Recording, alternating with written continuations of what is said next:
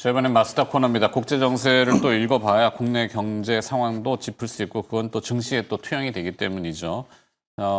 지금 뭐 러시아와 우크라이나의 종전 얘기 좀 앞서 나간 것 같긴 한데 내용 좀 알아보죠. IS의 김태성 본부장 나와 있습니다. 어서 오세요. 네, 안녕하세요. 자, 내용이 계속 뭐 타전되고는 있는데 복잡합니다. 네. 트럼프 대통령은 휴전이 없이도 평화 협정이 가능하다고 주장했다. 네, 휴전, 정전, 종전 의미 다 달라요. 그죠?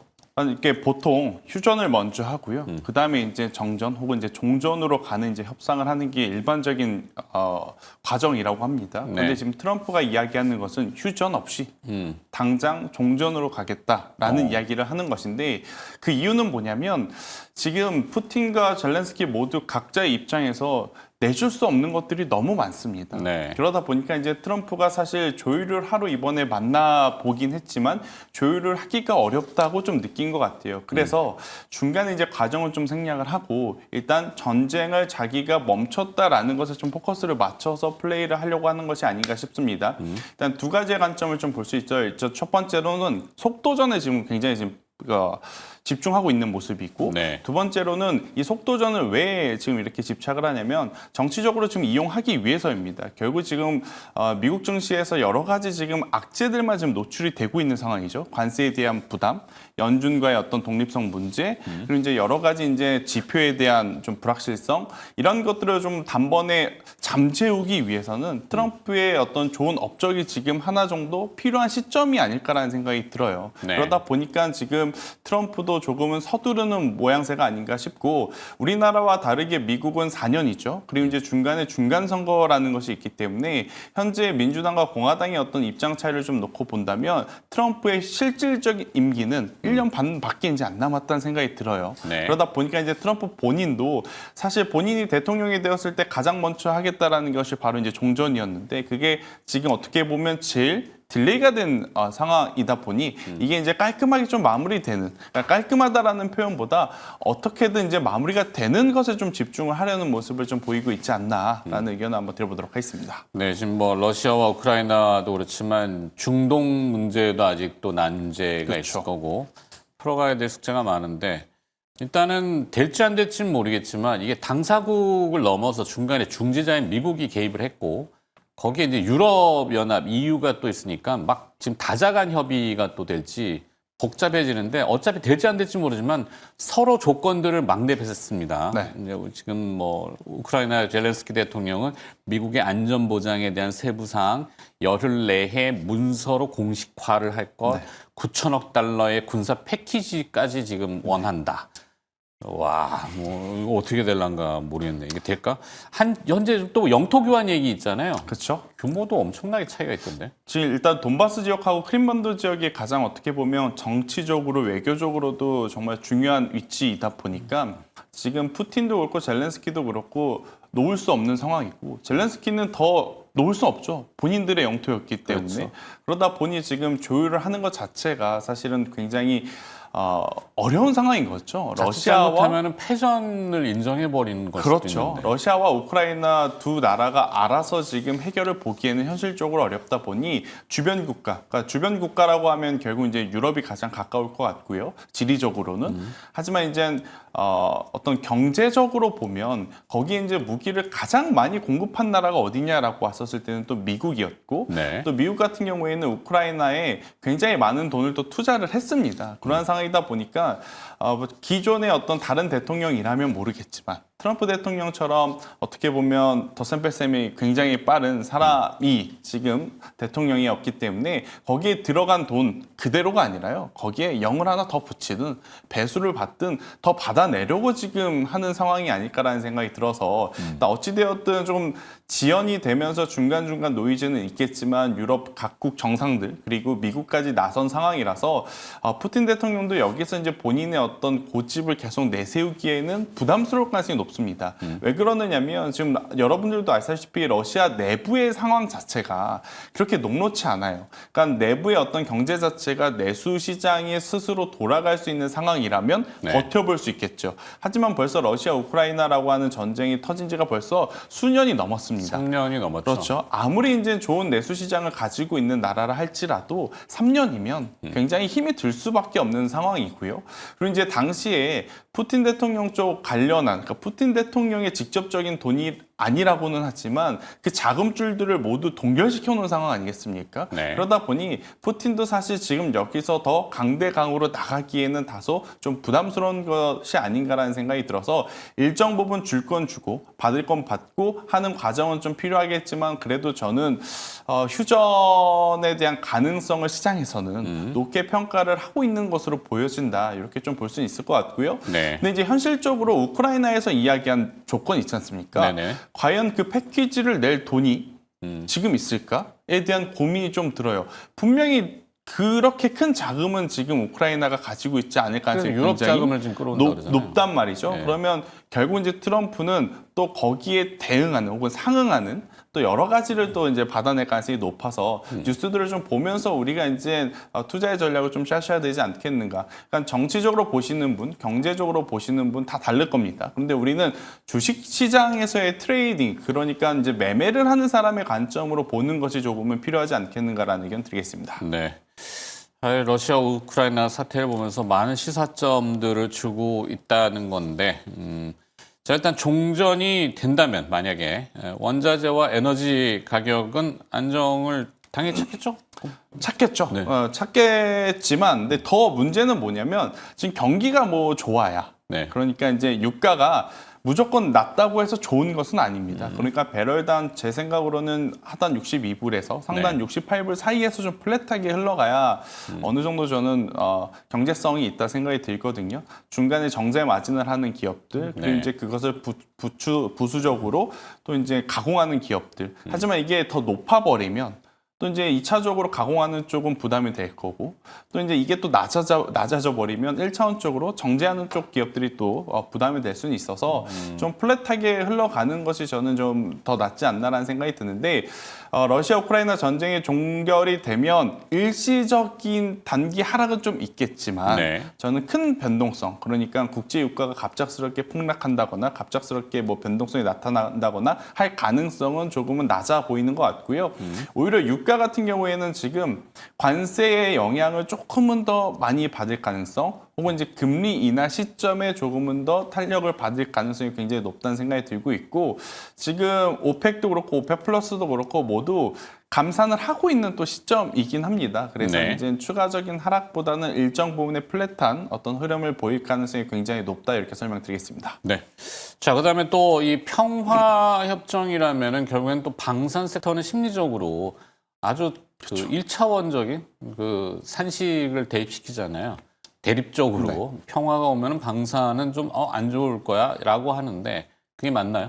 그러니까 1차원적으로 보면 그럴 수는 있는데 조금 더 이제 깊게 들어가 보면 전혀 그렇지 않습니다. 그렇죠. 왜 그러느냐면 종전 그리고 휴전 결국은 불안한 마음은 여전히 가지고 있는 채로 자국 어떤 방어 체계는 계속 유지를 해야 되기 때문에 오히려 더 국방비의 예산이 늘어날 가능성이 높습니다. 그러니까 실제로 다른 예산들, 유럽의 어떤 나라를 보더라도 다른 예산들은 줄어들거나 늘어나는 경우들이 굉장히 많아요. 하지만 몇 가지 이제 그 품목이 있는데 그 중에 방사능, 방위비 같은 경우에는 결코 줄어들지 않는 품목 중에 하나다라고 좀 보시면 될 것 같습니다. 계속해서 늘어날 수밖에 없다 생각이 들고 있고, 오히려 러시아 우크라이나 휴전보다도 러시아 우크라이나 사태를 보면서 자주 국방에 대한 더 중요성이 이제 대두가 되는 상황인지라 저는 실질적으로는 국방비의 예산은 더 늘어나겠지만 우리가 또 주식하는 입장에서 보면 방산주들에 대한 투자 심리 위축은 피할 수는 없다. 지난주에 이제 유럽의 라인메탈이라고 하는 굉장히 큰 기업이 있었어요. 네네. 그 기업도 러시아 우크라이나 휴전 이야기가 나오니까 수주 잔고 이상 없고 매출 이상 없었음에도 불구하고 조정이 좀 나왔고, 우리나라 같은 경우에는 일부 몇 기업이 굉장히 높은 고점에서 어닝 미스가 좀 한 차례 있긴 했지만 여전히 지금 수주 잔고 굉장히 높지 않습니까? 더욱이 이제 유럽이 이렇게 방위비를 계속 증가를 시키면 우리나라 기업들에게 또 기회로 저는 보여질 수 있는 상황인데 일시적으로 그동안 올라왔던 부분에 따른 차익 매도 물량과 앞서 이야기 드렸던 1차원적인 어떤 투자 심리 위축이 당분간은 좀 이어질 가능성이 높아서요. 밀려 내려옴을 덥석덥석 잡기보다는 저는 타이밍을 좀 잘 고려를 해 보시는 게 맞지 않을까 이렇게 좀 설명을 드려보도록 하겠고요. 네. 대신에 이제 소형 방사는 조금 다른 것 같습니다. 그러니까 제가 앞서 말씀드린 방사는 우리나라 시장 기준으로는 대형 방산주. 그러니까 하나에어로스페이스, LIG 넥스원, 현대로템, 뭐 i3 시스템 이러한 정도를 이제 이야기를 하는 거고 빅텍, 스페코, 퍼스텍 이쪽 같은 경우에는 오히려 또 재건 이슈와 맞물려 있는 본업들이 있는 기업이 있습니다. 네. 대표적으로 퍼스텍 같은 경우에는 이 지뢰를 제거하는 또 본업을 가지고 있어요. 만약에 이제 이게 휴전이 돼서 우리나라 기업들에게 올 리 없겠지만 만약에 좋은 기회가 돼서 네. 갈 수만 있다면 또 관련주들에 대한 테마성 움직임은 열어두고 매매 전략을 세우시는 게 맞다 이렇게 설명드리겠습니다. 네. 방위 산업이라고 하는 분야는 저 개인적으로는 이게 지금 우크라이나 사태에서 보듯이 힘이 없으면 결국엔 휘둘린다.